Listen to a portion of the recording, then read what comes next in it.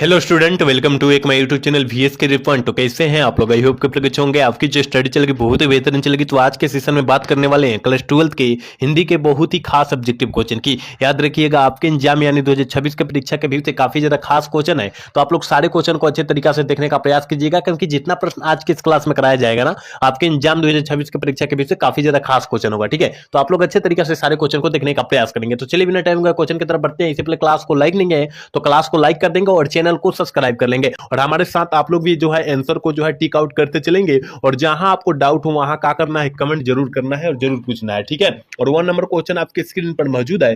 कह रहे कि बातचीत शीर्षक निबंध के निबंधकार कौन है, और बबुआ टाइप क्वेश्चन है। कौनो बचवा मार देगा कि बातचीत कर रहा है, आंख मूंद कर बालकृष्ण भट्ट मार देंगे। ठीक है, याद रखिएगा ऑप्शन डी वाला सही होगा। 1 का ऑप्शन जो बच्चा डी टिक करे बिल्कुल सही होगा, याद रखिएगा। अगला क्वेश्चन यानी 2 नंबर क्वेश्चन की तरफ बात करते हैं। और 2 नंबर क्वेश्चन करें कि तुलसीदास का सर्वश्रेष्ठ महाकाव्य कौन है, कौन सा था? जल्दी से जो है 2 का ऑप्शन बतला दीजिए क्या हो जाएगा। तो याद रखना है कि तुलसीदास जी का सर्वश्रेष्ठ महाकाव्य जो था ना, रामचरितमानस था। ऑप्शन जो बच्चा सी वाला टिक करा बिल्कुल सही होगा, याद रखिएगा। अगला क्वेश्चन यानी 3 नंबर प्रश्न जो है आपके स्क्रीन पर है। और आपके एग्जाम में जो है काफी बार यह प्रश्न पूछा भी गया है कि जैसा काम वैसा परिणाम किसकी रचना है, किस लेखक की रचना है? आपको पता होनी चाहिए मेरे भाई कि जैसा काम वैसा परिणाम जो है ना, बालकृष्ण भट्ट जी की रचना है। ऑप्शन बी वाला सही होगा, 3 का ऑप्शन बी होगा, याद रखिएगा। अगला क्वेश्चन यानी 4 नंबर क्वेश्चन कर रहा है कि तुलसीदास का मूल नाम क्या था।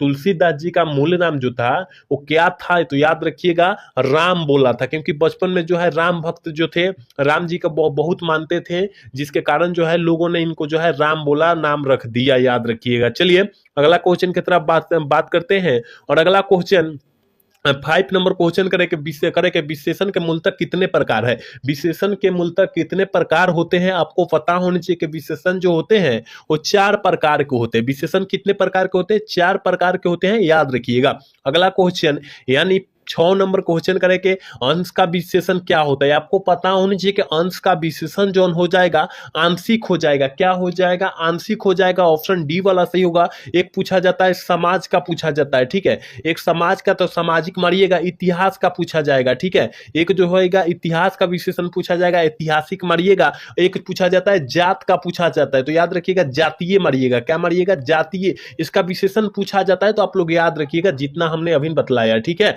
चलिए अगला क्वेश्चन की तरफ बात करते हैं। और अगला क्वेश्चन यानी 7 नंबर क्वेश्चन करें, गुलेरी जी संस्कृत विभाग के अध्यक्ष कब बने थे? गुलेरी जी के संस्कृत विभाग के अध्यक्ष जो है कब बने थे? आपको पता होना चाहिए मेरे भाई के 1916 ईस्वी में बने थे।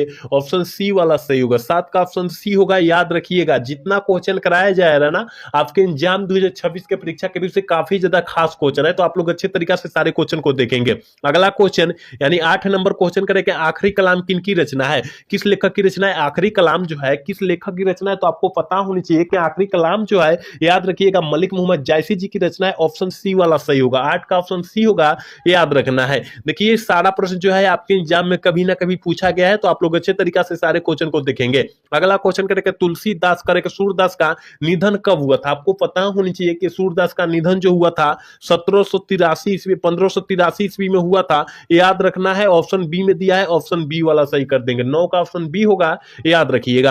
अगला क्वेश्चन यानी 10 नंबर क्वेश्चन करें कि सूरदास का कौन सी रचना है। सूरदास की कौन सी रचना है? आपको पता होनी चाहिए कि भक्तमाल जो है नाभादास जी की रचना है, रामचरितमानस जो है ये जो है तुलसीदास जी की रचना है, और सूर सागर जो है सूरदास की रचना है। ऑप्शन सी वाला सही होगा, 10 का ऑप्शन सी होगा, याद रखिएगा। अगला क्वेश्चन की तरफ बात करते हैं। और अगला क्वेश्चन यानी 11 नंबर क्वेश्चन कर रहा है कि उसने कहा था कहानी में किस शहर का चित्रण है। उसने कहा था कहानी में जो है किस शहर का चित्रण है मेरे भाई? तो याद रखिएगा अमृता शहर का, क्योंकि ये बहुआ टाइप क्वेश्चन है, कौन इसका आंसर जो है टिक आउट कर देगा। ठीक है, अभी तक जो बच्चे क्लास को लाइक नहीं किए तो क्लास को लाइक कर देंगे और चैनल को सब्सक्राइब कर लेंगे। अगला क्वेश्चन यानी 12 नंबर क्वेश्चन करके जयप्रकाश नारायण का जन्म कहां हुआ था? जयप्रकाश नारायण जी का जो जन्म हुआ था वो कहां पर हुआ था? तो याद रखिएगा सिताब दियारा में हुआ था। कहां? सिताब दियारा में हुआ था। ऑप्शन बी वाला सही होगा, 12 का ऑप्शन बी होगा, याद रखिएगा। अगला क्वेश्चन यानी 13 नंबर क्वेश्चन करें कि आकाश का रंग, आकाश करे कि आकाश शब्द का विलोम शब्द जो होता है वो क्या होता है? विलोम शब्द का मतलब जो होता है विपरीत शब्द होता है। ठीक है,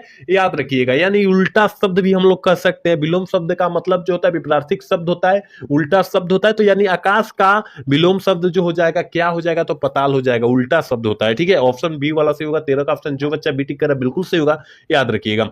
अगला क्वेश्चन यानी 14 नंबर क्वेश्चन करेंगे, नर का विलोम शब्द क्या होगा। नर का विलोम शब्द जो होता है वो क्या होता है, आपको पता होना चाहिए मेरे भाई कि नर का विलोम शब्द जो होता है ना, नारी होता है, ठीक है, क्योंकि विलोम शब्द का उल्टा होता है, ठीक है, विलोम शब्द जो होता है शब्द का उल्टा होता है, ठीक है, याद रखिएगा। ऑप्शन डी वाला सही होगा। चलिए 15 नंबर क्वेश्चन के माटी की मूर्ति रचना है, किनकी रचना है, जल्दी से जो है 15 का ऑप्शन बतला दीजिए। तो याद रखिएगा माटी के मूर्ति जो है ना राम वृक्ष बेनीपुरी जी की रचना है, ऑप्शन बी वाला सही होगा। 15 का ऑप्शन बी होगा, याद रखिएगा। 16 नंबर क्वेश्चन की तरफ बात करते हैं और 16 नंबर क्वेश्चन करेंगे तुलसीदास के दीक्षा गुरु कौन थे। आपको पता होने चाहिए कि तुलसीदास जी के जो दीक्षा गुरु थे, याद रखिएगा, नरहरि दास जी थे, ऑप्शन बी वाला सही होगा। देखिए जितना क्वेश्चन हम करा रहे हैं ना, बहुत ही गैस प्रश्न करा रहे हैं, क्योंकि आपके जो है एनसीईआरटी बुक्स पर जो आधारित प्रश्न है वो सारे प्रश्न जो है हम लोग करा रहे हैं, ठीक है। तो आप लोग अच्छे तरीका से सारे क्वेश्चन को देखने का प्रयास करेंगे और छोड़ने का प्रयास तो बिल्कुल नहीं करेंगे। चलिए अगला क्वेश्चन करेंगे सूर श्रावली किन की रचना है। देखिए सूर श्रावली कहे, सूर सागर कहे, क्या कहे, सूर सागर कहे ना, ये जो होता है सूरदास जी की रचना होता है, याद रखिएगा। ऑप्शन ए हो जाएगा, ठीक है, इसका ऑप्शन जो हो जाएगा 17 का ऑप्शन ए होगा, याद रखिएगा। चलिए 18 नंबर क्वेश्चन कर रहे हैं घाट घाट का पानी पीना मुहावरा का अर्थ जो होता है क्या होता है। देखिए घाट घाट का पानी पीना, इसका मतलब जो होता है ना, बहुत अनुभव होना। मतलब मान लीजिए आपके जो है संस्था में या आप जिस कोचिंग से बिलोंग करते हैं वहां आपके संस्था में जो है टेस्ट लिया जाता होगा, ठीक है ना, टेस्ट जिसे बोलते हैं, और टेस्ट लिया जाता है वहां पर आप जो है टेस्ट में अच्छा नंबर लाते हैं तो वहां बार बार लिया जाता है टेस्ट, मतलब हफ्ता दिन पर लिया जाता है, रविवार को लिया जाता है मान लीजिए। तो वहां का होगा आपको जो है इतना अनुभव बढ़ेगा ना, फिर बात का वो आपको जो है कोई पीछा नहीं कर सकता, ठीक है ना। तो यही जो होता है अनुभव, बहुत अनुभव होना है, ठीक है ना। ऑप्शन बी वाला सही होगा, 18 का ऑप्शन बी होगा, याद रखिएगा। 19 नंबर क्वेश्चन क्या कर रहा है, देखिए 19 नंबर क्वेश्चन कर रहे हैं अक्ल का अंधा मुहावरा का अर्थ जो होता है वो क्या होता है। अक्ल का अंधा होना मुहावरा का अर्थ जो होता है वो क्या होता है, तो आपको पता होनी चाहिए मेरे भाई कि मूर्ख होना होता है। क्या होता है, मूर्ख होना, याद रखिएगा। ऑप्शन बी में दिया है, ऑप्शन बी वाला सही कर देंगे, ठीक है। ये जितना क्वेश्चन कराया जा रहा है आप लोग अच्छे तरीके से रखिएगा याद करके।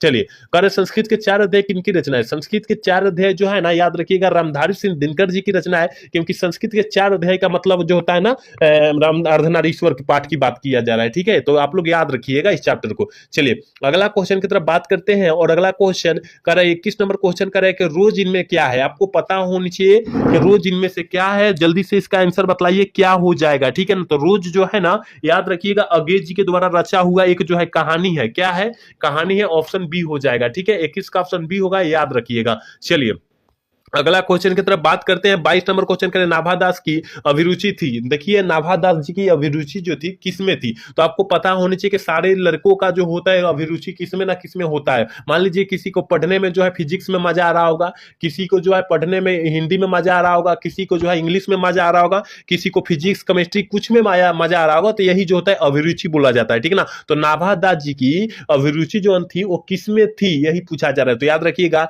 लोक भ्रमण में भी थी, भगवान भक्ति में भी थी, काव्य रचना में भी थी। इसका मतलब ऑप्शन डी वाला सही होगा। 22 का ऑप्शन जो बच्चा डी टिक करे बिल्कुल सही होगा, याद रखिएगा। अगला क्वेश्चन की तरफ बात करते हैं और 23 नंबर क्वेश्चन कर रहे हैं कि भूषण के पिताजी का क्या नाम था। भूषण जी का पिताजी का नाम जो था क्या था, तो याद रखिएगा रत्नाकर त्रिपाठी हो जाएगा, ऑप्शन बी वाला सही होगा। 23 का ऑप्शन बी होगा, याद रखिएगा। अगला क्वेश्चन की तरफ बात करते हैं यानी 24 नंबर क्वेश्चन के भगत सिंह का संपूर्ण परिवार क्या था, तो स्वाधीनता सेनानी था, याद रखिएगा। संपूर्ण परिवार जो था स्वाधीनता सेनानी था, तो आपको याद रखना है 24 का ऑप्शन जो हो जाएगा सी हो जाएगा। चलिए अगला क्वेश्चन यानी 25 नंबर क्वेश्चन करें सुंदर का प्रवाची शब्द क्या होता है। आप लोग प्रवाची शब्द पढ़े होंगे कि एक शब्द का जो होता है 5-5 शब्द होता है, 5-5 गो शब्द होता है, वही प्रवाची शब्द बोलते हैं। जैसे सुंदर को हम लोग क्या क्या बोल सकते हैं, ठीक है ना, कुरूप बोल सकते हैं और कुछ कुछ बोल सकते हैं, है ना। तो 25 का ऑप्शन जो हो जाएगा क्या होगा, मनमोहन हो जाएगा, मनमोहर हो जाएगा, ठीक है। ऑप्शन जो हो जाएगा सी वाला सही होगा, 25 का ऑप्शन सी होगा, याद रखिएगा। 26 नंबर क्वेश्चन करें ऊंच शब्द का विशेषण क्या होगा।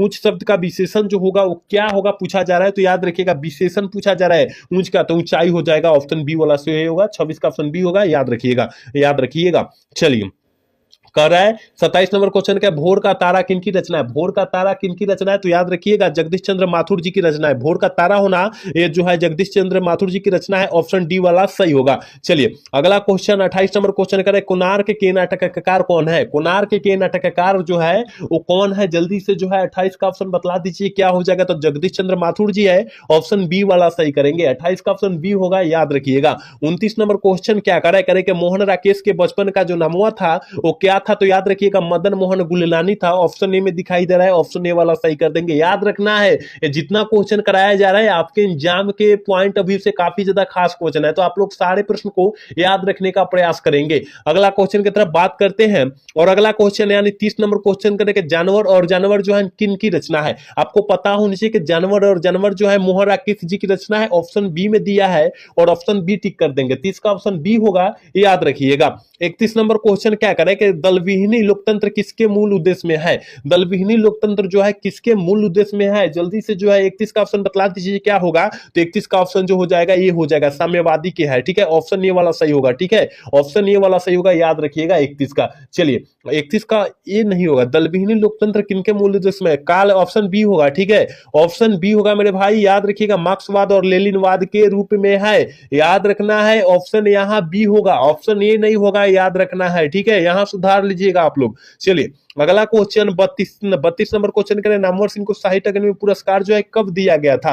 नामवर सिंह को जो है साहित्य अकादमी पुरस्कार जो है कब दिया गया था? तो याद रखिएगा ऑप्शन जो हो जाएगा ये बी हो जाएगा। 1971 ईस्वी में दिया गया था, याद रखिएगा। चलिए 33 नंबर प्रश्न देखिए क्या कह रहा है, ओम प्रकाश वाल्मीकि को डॉक्टर अंबेडकर राष्ट्रीय पुरस्कार जो है कब दिया गया था? जल्दी से बतला दीजिए कि डॉक्टर राष्ट्रीय अंबेडकर पुरस्कार जो है कब दिया गया था? तो याद रखना है 33 का जो ऑप्शन हो जाएगा सी हो जाएगा। 1993 ईस्वी में दिया गया था, याद रखिएगा। ऑप्शन सी वाला सही होगा। ये सारे प्रश्नों को अच्छे से नोटबुक पर लिखकर याद रखना है। करें जख्म पर धूल शीर्षक कहानी किनकी रचना है? जल्दी से जो है 34 का ऑप्शन बतला दीजिए क्या हो जाएगा? तो मल्य जी की रचना है। किनकी? मल्य जी की रचना है, याद रखिएगा। 34 का ऑप्शन जो हो जाएगा बी हो जाएगा। 35 नंबर क्वेश्चन करें कि जिस संज्ञा से किसी एक वस्तु का बोध होता है उसे हम लोग क्या कहेंगे? जिस संज्ञा से किसी एक वस्तु का बोध होता है उसे हम लोग क्या कहेंगे? तो याद रखिएगा व्यक्तिवाचक संज्ञा कहेंगे। क्या कहेंगे? व्यक्तिवाचक संज्ञा कहेंगे। ऑप्शन ए वाला सही होगा। चलिए अगला क्वेश्चन यानी 36 नंबर क्वेश्चन करेंगे, शिक्षा शीर्षक पाठ के अनुसार सत्य की खोज तभी संभव है जब हमारे पास स्वतंत्रता हो, आजादी हो। क्या हो? आजादी रहेगी तभी हम लोग खोज कर सकते हैं। इसका मतलब ऑप्शन ए वाला सही होगा। ठीक है, 36 का ऑप्शन ए होगा, याद रखिएगा। 37 नंबर क्वेश्चन करें, इनमें से कौन सी पुस्तक जयशंकर प्रसाद की नहीं है? इनमें से कौन सी पुस्तक जो है जयशंकर प्रसाद के द्वारा नहीं लिखा गया? तो याद रखिएगा ऑप्शन डी वाला सही होगा, शिवाजी का महान महत्व। ठीक है, ये जो है भूषण जी की रचना है। किनका है? भूषण जी की रचना है, याद रखिएगा। पूछा जाएगा कि शिवाजी का महत्व जो है किस लेखक की रचना है? तो याद रखिएगा भूषण जी की रचना है। ठीक है, चलिए अगला क्वेश्चन 38 नंबर क्वेश्चन करें कि कंकाल क्या है? आपको पता होनी चाहिए कि कंकाल जो है क्या है? तो याद रखिएगा मेरे भाई, यह जो है उपन्यास है। कंकाल जो है एक प्रकार का उपन्यास है, याद रखना है। 39 नंबर क्वेश्चन करें कि कुली प्रथा किसकी कृति है? कुली प्रथा जो है किस लेखक की कृति है? तो याद रखिएगा ठाकुर लक्ष्मण सिंह की कृति है। ऑप्शन ए वाला सही हो जाएगा। और इस क्लास का लास्ट क्वेश्चन यानी 40 नंबर क्वेश्चन है, करें रघुवीर सहाय किस सती के रचनाकार है? रघुवीर सहाय किस सती के रचनाकार माने जाती है? यह है, याद रखिएगा 20वीं सदी के। ऑप्शन बी वाला सही होगा। 40 का ऑप्शन जो बच्चा बी टिक करा बिल्कुल सही होगा, याद रखिएगा। तो यहां हमने पूरे किताब से निचोड़ 40 ऑब्जेक्टिव क्वेश्चन लाया था। इसमें कितना सही हुआ है आप लोग कमेंट करके जरूर बतलाएंगे। तो आज का क्लास जो है कैसा लगा? अगर अच्छा लगा होगा तो चैनल को सब्सक्राइब और वीडियो को लाइक करना तो भूलिएगा। मिलते हैं अगला सेशन में। जय हिंद, जय भारत।